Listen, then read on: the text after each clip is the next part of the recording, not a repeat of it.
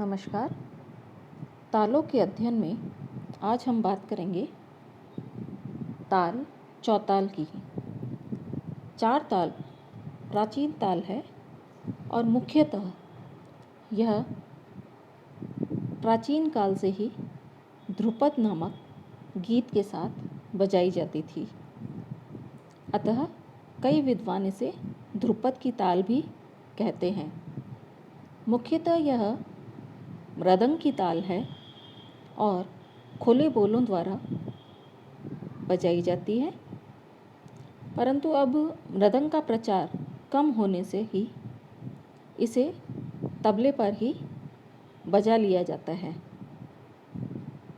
एकल वादन में चौताल का प्रयोग कम होता है। नृत्य में केवल तांडव नृत्य में यह काम में आती है। चार ताल में एक ताल के बराबर ही 12 मात्राएं होती हैं। 6 विभाग होते हैं। प्रत्येक विभाग 2-2 मात्राओं का होता है। पहली मात्रा पर सम के अतिरिक्त 5वीं, 9वीं तथा 11वीं मात्रा पर तालियां तथा तीसरी और 7वीं मात्रा खाली होती है। इस प्रकार सम सहित 4 तालियां व 2 खाली होते हैं। इसकी प्रकृति गंभीर तथा जोरदार है। एकताल और चौताल में विभिन्नता यही है, एकताल में बंधे हुए बोलों का प्रयोग होता है और चौताल में खुले बोलों द्वारा यह बजाई जाती है और इसे बजाने के लिए पर्याप्त शक्ति की आवश्यकता होती है। चारताल केवल शास्त्रीय संगीत में प्रयुक्त होती है। चारताल का ठेका इस प्रकार है। ऊपर 12 मात्राएं हैं हमारे। ठेका है, प्रत्येक विभाग में 2-2 मात्राएं होते हुए ऊपर 12 मात्रा ठेका या बोल। धा धा, दिन ता, किट धा, दिन ता, तिटकत, गदिगन, धा। यह तो हमारा ठेका हो गया है। अब नीचे इसके जो ताल चिन्ह है वह इस प्रकार है। सम का हमने आपको बताया ही था, क्रॉस का निशान होता है चिन्ह, यानी कि पहली मात्रा। तीसरी मात्रा पर 0 का निशान है जो कि खाली है। 5वीं मात्रा पर दूसरी ताली। 7वीं मात्रा खाली है। 9वीं मात्रा पर तीसरी ताली और 11वीं मात्रा पर चौथी ताली।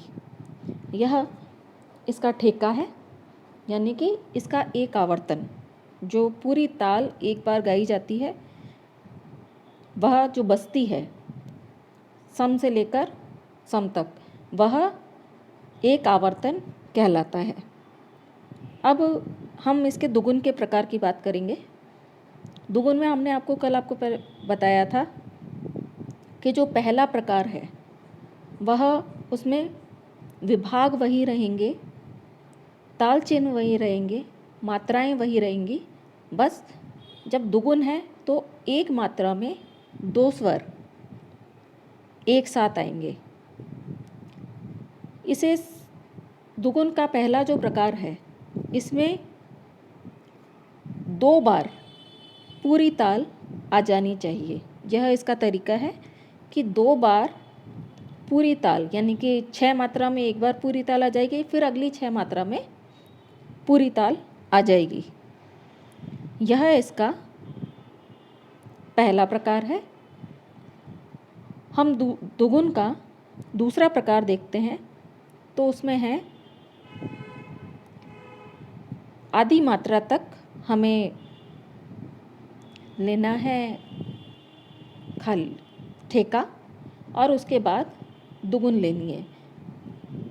दुगुन का यह प्रकार जानने के लिए, जैसे 12 मात्रा की ताल है तो हम 6 मात्रा तक सिंगल लेंगे और उसके बाद हम इसकी दुगुन लगाएंगे, जो कि है धा, धा, दिन, ता, की, ट, धा, धा, धा, दिन, ता, किट, धा, दिन, ता, तिट, कत, गति, गन, धा। यानी कि यह इसका दूसरा है। 7वीं मात्रा से हम इसकी दुगुन ले रहे हैं। इसी प्रकार जब हम तिगुन लेते हैं तो तिगुन का जो पहला प्रकार है उसमें हर मात्रा में मात्राएं वही रहेंगी, ताल चिन्ह वही रहेंगे, आवर्तन एक ही रहेगा, पर उस एक आवर्तन में 3 बार यह ताल के जो बोल हैं वह पूरे आ जाने चाहिए। 12 मात्रा की ताल है तो हर 4 मात्रा में इसका तिगुन आ जाएगी। 4 तिया 12, इसको नापने का तरीका यही होता है। दुगुन का नाप का मतलब होता है उसका आधा। तिगुन में जो जितना टोटल मात्रा होती है उसको उसका तिगुन में भाग देंगे तो तिगुन आ जाएगी हमारे। और ऐसे ही चौगुन का लेते हैं तो चौगुन में टोटल जो मात्रा के बोल हैं उसमें भाग देंगे तो चौगुन के वर्ड्स हमारे आ जाएंगे। अब हमने ऊपर तिगुन का जो पहला प्रकार है उसमें पूरे 3 बार यह ताल रिपीट होगी।